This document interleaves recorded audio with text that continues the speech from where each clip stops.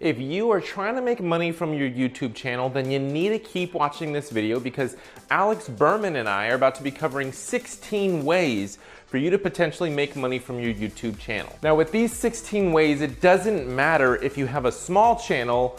All that matters is how you implement these 16 ways, the quality of your audience, and how you create your content. Now, I wanted to bring Alex Berman in on this video because he has grown his YouTube channel up to now 30,000 subscribers, and using these 16 ways, he has been able to make multiple six figures annually and is making some serious money off of his YouTube channel. So keep watching this video if you're trying to make money from your YouTube channel, even if it may be small. Now, I recommend you watch this video at 2x speeds because we cover a lot of content, and at 2x speeds, you're gonna just speed through and get it all really fast.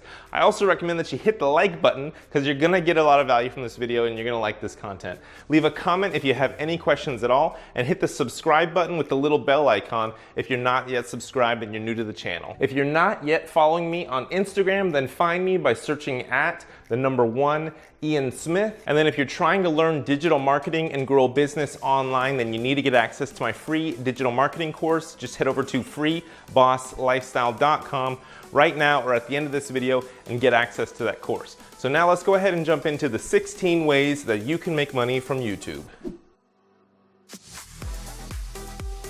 All right guys, so I'm super excited to introduce you to Alex Berman, and in this video we're going to be covering 16 ways to make money from YouTube. Now Alex has made money in all these different ways, so the guy's got a lot of experience with this. So Alex, man, thanks so much for jumping on this video with me. Yeah, of course.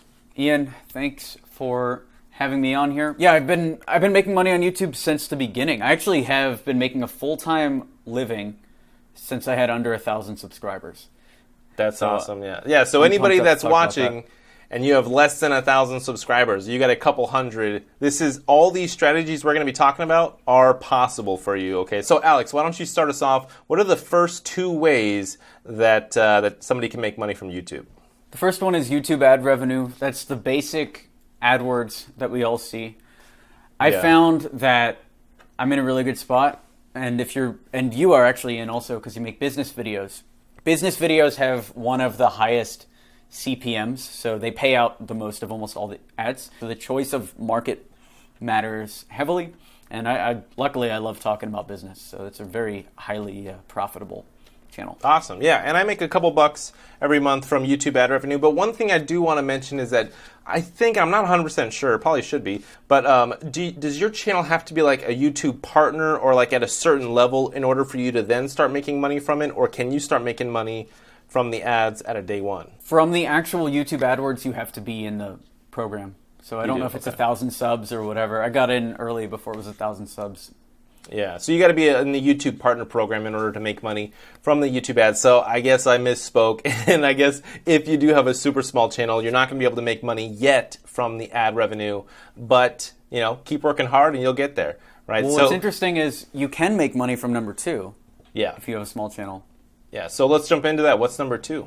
Number 2 is company sponsorships, which if you're in the business space or any space, this is finding companies that want to advertise on your channel and pitching them directly. So when I had under 1,000 subs, nobody would have touched my channel. Meaning the Google advertisers, right? I wasn't in the partner network. But I was pitching startups and I was talking to business owners. And there's always a group of business owners that want to talk to those people. And actually I've found they'll pay about $1 a view. I know that sounds unbelievable. A video that gets 500 views making $500. I could show you the PayPals. In the business space, that is about what they're paying. So if you can get a video up to 500 views and you do that consistently and you can show that consistently on your channel, go out, send some cold emails. You can check out my channel for info on how to do that. But go out, send some cold emails. You can close those deals, make $500 a video. Yeah, that's pretty awesome. So I personally don't have any experience with getting sponsorships in that way. So Alex, I'm gonna leave the knowledge up to you, but it's something I definitely want to start looking into. It would definitely just take some time of reaching out to those companies, talking with them, negotiating some kind of rate or deal. When you were reaching out to them, were you doing like a different deal for each one, or did you have kind of like a boilerplate deal that you just offered them? So this happened by accident. So I made a review of G Suite, which is Google Apps, and it got 87,000 views or something like that. Like, they didn't ask me to do it. It was just a free video. And then what I saw was, oh, we made a review for Google. So now I can call that out in an email, like, hey, here's the video we did for Google. And then so at that point I was like, all right, we need 2 or 3 other case studies for this thing. So I did a free review of some other apps, I think Streak CRM, or some other B2B companies, and I just put those up on my channel as well. Those got, a couple hundred views or whatever. Someone got a couple hundred views. A few of them, because they're review videos, actually did pretty well organically. And so then in the cold emails, I basically say, hey, we'd love to do a review. We've done ads for Google, this company, and we'd love to do the same for you. And then if they get back, then I send them a PayPal. I'm like, all right, a 5-second ad costs this, a 60-second ad costs this, and we just have them buy directly via PayPal. The other thing is we take that same cold email, and anytime anybody is pitching us to review their product, which happens now after we've hit 25,000, it starts happening a lot more, and it actually happens a little bit at 10K. But once your channel's up to a certain point, people will start emailing you and saying, hey, check this out. So now when that happens, we make sure we always ask them for money. And we've been gradually increasing the amount of money until we figured out that it's about $1 per view. Gotcha. Awesome.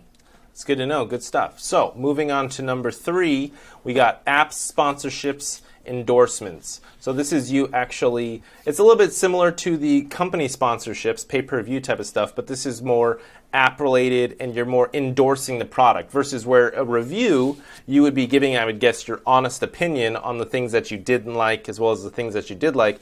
Endorsements, I would say, are more, you're not so much being super duper honest, but you are saying, you're more focusing on the positive aspects of the product or the app that you're reviewing and not so much the downsides. What are your thoughts on this? For me, I like the app sponsorships better. So I just did a review for this company called Optin, which is an Instagram scheduler. And the first 5 seconds of the video, I'm giving them marketing ideas. I'm basically trashing their marketing. So I like that better. And I think there's definitely a way as a YouTuber to get paid the full rate and give your honest opinion. I actually think that's better for the long run.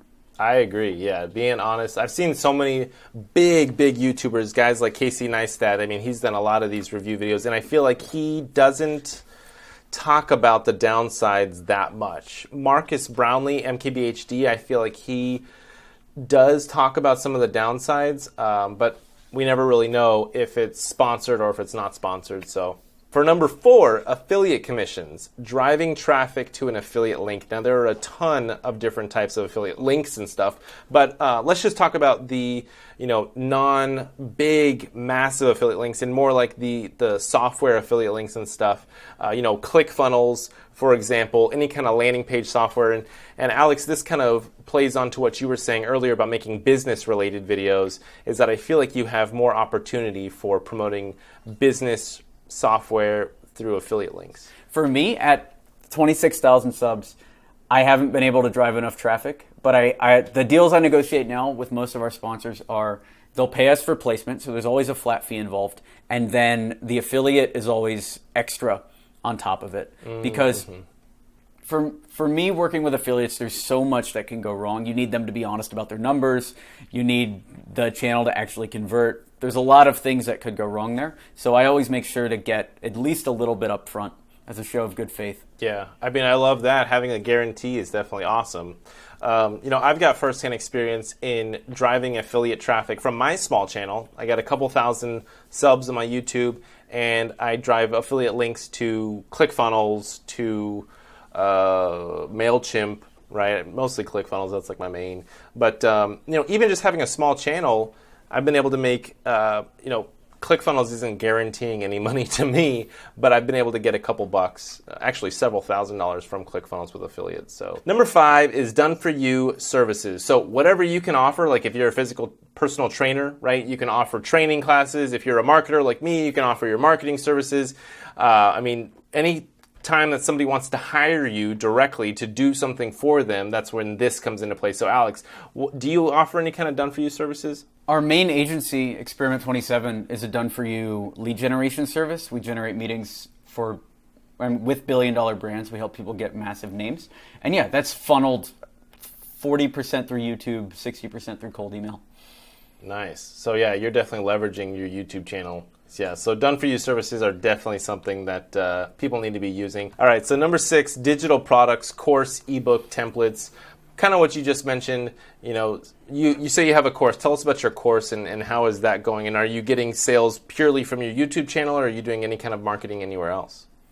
For our course, we're getting most of the sales from cold traffic on AdWords, but we do sell around 1 a day. I'd say a little less than one $1,000 course a day off of our YouTube audience from organic traffic. Okay, nice. And so I would say the course is a very common route to go. Doesn't mean that it's a wrong route, but it's just a very common route. But there are a lot of other ways, digital products that you can create, downloadable products, video series, different types of digital content that you can create that you can sell. So it doesn't have to necessarily be a course. Just get crafty with your ideas there. Number 7, physical products, merchandise and anything physical that you have to ship out. Like loganpaul.com/shop is probably one of the biggest that I know of, biggest businesses that is started from a YouTube channel and then is now selling physical products. That's a prime example of how, and obviously it's a massive YouTube channel, but are you guys selling some physical products, Alex? Whohello.com, click the top, Alex Berman merch. I was actually surprised because I thought our channel was small, no one would buy merch. We sell about $200 worth of merch a month, which at 26,000 subs, it's just a nice little, I hate merch because I make off the $200, I might make $30 in profit. Mm-hmm. But people are running around with Cold Email King shirts and Cold Email King hats. Yeah, so that is number 7, physical products. Number 8 is private labeling software or other digital products. Now, I think a lot of people, they forget this private label. They think of private labeling only with physical products, and they don't think of it as digital products and software. But if you come across a great software and you want to sell that software and you don't want to go the affiliate route, you want to have more ownership in the customer information, you reach out to that person who created that software and you try to set up a deal where you create your own brand, and then when they buy your brand, then the software that they end up using is the software that's on the back end. Have you ever done something like this, Alex? I have. It was a social media platform that I had a co-branding deal with, or co-branding, I created my own and tried to use them to fulfill as a white label. This works pretty well. The only problem is if the company that you're white labeling sucks, it all falls back on you. So the only thing I recommend here is make sure you thoroughly vet the person that you're white labeling, make sure the software is valuable, as bug-free as possible, etc. Patreon donations is the next one. Patreon is the site where you can go and sign up and people pay you monthly. I've had upwards of 14 to 15 Patreon donors simultaneously at one point. I've dropped Patreon completely. I don't offer any tiers, any rewards now, because I've found, why get $1 through Patreon when you can get them to buy thousands of dollars worth of your products on any other platform? That's where I am on Patreon. YouTube membership, I'm not sure about. You need to have over 100,000 subs to get access to that right now. Mm-hmm. So I don't have that. All right, let's move on to the next one. The next one is public speaking gigs. I've done this a few times as well, live events. It's pretty good for lead gen. I always make sure to film my speaking gigs so I can turn them into YouTube videos. Because, for instance, I did a gig in New York where I was talking about mobile apps and mobile app marketing, and it was an hour-long talk. There were 110 people in the room, but that video now has almost 10,000, maybe even over 10,000 views. So if you're going to do public speaking gigs, I recommend record them. I recommend that too, 100%. Yeah, because with that one specifically, I got clients in the room, and I have received 10 times, 20 times, 30 times more clients, somewhere in that ballpark. All right, so next up we got crowdfunding. Crowdfunding is if you are trying to prove the model, you're just trying to raise some money and just trying to prove that you need to invest the money, or pre-sell. Just tell people up front, hey, buy this product now, right? It's not available right now, but if you buy it now, you're getting it half off right now than what it will retail when I actually launch it. So, okay, so putting on events to charge in attendance. So you don't need a huge live event. You don't need a Grant Cardone style takeover of Mandalay Bay with hundreds of people in attendance. We just did a live event in Orlando for our course. We had 6 to 8 people there, and each one paid $1,000 for the course and then got a ticket to the event for free. So you could say that was $6,000 in revenue. It was free to get the conference room at the hotel. We just told them that 6 people 6 to 12 people were going to book rooms, and they gave us the conference room space for free. So none of this stuff is really out of reach, and all of this is doable with small followings. So moving on to the next one, which is license your video content to big media publishers. Now I'm just going to start off with this one because I was super excited to have this happen to me. I was coming home I was in college, came back home to Colorado, which I went to college here in Orlando, Florida, where I live. And I went back to Colorado, shot a big car crash in the snow. Nobody got hurt, but it was a big, snow car pileup, right? The video went viral. I licensed it out to a lot of different news stations, True TV, and ended up making about $20,000 in all the licensings and things like that. So I love this one. You never know when a video is going to hit. So just film your random videos, throw them out on YouTube. People are going to reach out to you and saying, hey, I'd love to license your video. Make sure that you don't get screwed over. Read the licensing agreement. Don't sign an exclusive agreement. And then also get your content copywritten so that you're fully protected. It's interesting. It's filming videos for local news or filming videos for True TV. I haven't actually heard that strategy before. It's very unique. So, Alex, any closing thoughts? And by the way, if you want to subscribe to Alex before I let him do his closing thoughts, link is in the description for Alex's channel. Go subscribe to his channel and check out his content. But Alex, any call to actions? If you want free stuff, so x27marketing.com/checklist is a cold email writing checklist. Cold email is the most effective way that I've found to find new clients. You just email them. And so this checklist is exactly how to do that and how to optimize your campaigns. Check out the YouTube channel as well. And the main thing I think we both wanted you to take away from this is you probably have enough of an audience to be making a living off of YouTube. Even if you have a couple hundred followers, a couple thousands, even better. You just need to approach it. You need to approach your business from that mindset of how can I make money. Here's 16 ways. You could probably come up with another 10 if you thought more about it. Test each one of these and just try to make some cash. You have the resources that you need to be an entrepreneur full time.